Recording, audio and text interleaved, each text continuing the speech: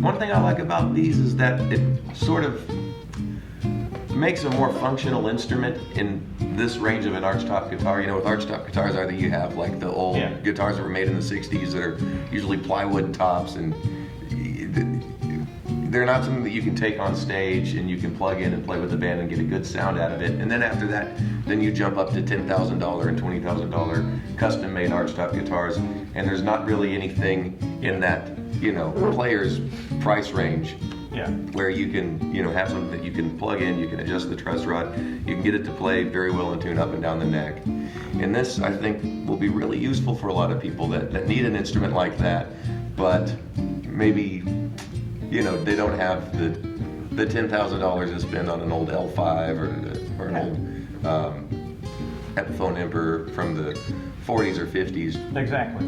Which I think will probably do a lot to bring attention to archtop guitars, because I think a lot of people like the way they look, and aesthetically they find them pleasing, but they don't really know what to do with them in a performance setting. I love the way they look. I got infatuated by the sound, but you know, I got way back when I got a Johnny Smith guitar, which doesn't look that different. It has a one floating pickup in it, but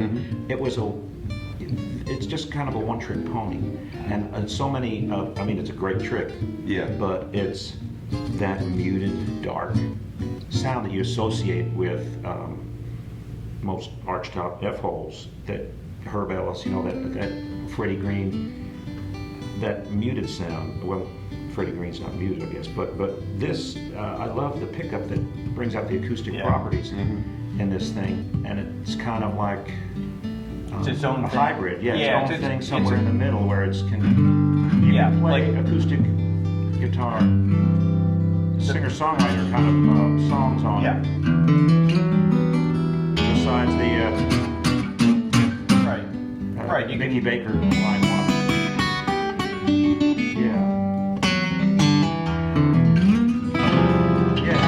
And it's but it's just play fingerstyle, or you could, you know. But it's a different. It's not. It's in between the two, as being a you know, a piezo pickup, whatever, in a singer-songwriter guitar and an archtop. Well, like with the Johnny Smith pickup, I mean, that was the same era when they were putting P90s in the J160Es, and that was the one, you know, acoustic electric. That was the only option. Was put an electric guitar pickup Which on is an another, acoustic it doesn't guitar. sound like an acoustic guitar. Yeah, it's a character player, and it has a cool sound, but it's, you know, they were working with what they had at the time, which was put an electric guitar pickup on an acoustic guitar. But the only downfall of that is as soon as you plug it in, it just sounds like an electric guitar. Yeah, and a feedback machine. But yeah. But with this, you know, you plug it in and it still sounds like an acoustic guitar, which is something that you don't get a lot with archtop guitars, because for so long it's been either the Johnny Smith pickup or the Monkey on a Stick pickup, which those are both cool sounds, but it's not something that you could do. Or just drilling in. Yeah, Yeah. which is another kind of sad thing when that happens to, you know, an old L5 or L7, when you see one where somebody had to electrify it for the Saturday night job at the dance hall. For quite a while now, I mean, like companies like Epiphone and stuff that are making the instruments, like when I was growing up, you know, when Buddy was growing up, I mean, there was nothing. It's either you're getting kind of crappy, you know, really crappy ukuleles or archtop guitars, or you're looking at stuff from Gruins or Matt Umanovs that have cost, you know, there wasn't no in middle ground, you know, it seems to me. I mean, occasionally you would get something that would work in the middle ground, but it's like either the whole thing of instruments like this that are completely playable, you can play them in tune, they sound really good, they're very stable, you can take them on the road, they're, you know, quite good, you know, for quite good, it just didn't exist. So, you know, you're either playing, you know, a K guitar, which we were talking about. Or a 20K guitar. Yeah, exactly. Right. We were talking about J160E because that was my first good guitar. I mean, I agonized over what should be my first guitar.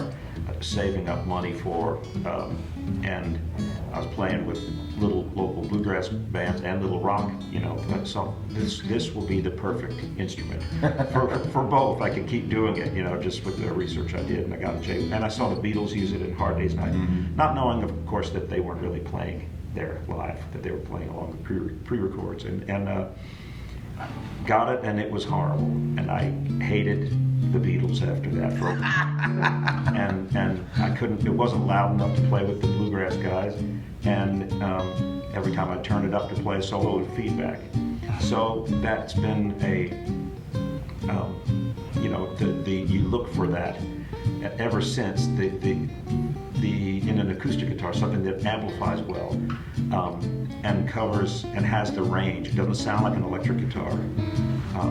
Doesn't have a magnetic pickup, and if I'm singing a song, I gotta have full range behind the vocal, otherwise you don't give it everything you've got. If the guitar sounds bad, it's not fun. It's like skating on thin ice. Yeah. You need to be able to trust the ground that you're on. When Yeah. you're talking. You're always thinking in the back of your mind, why does this sound like this?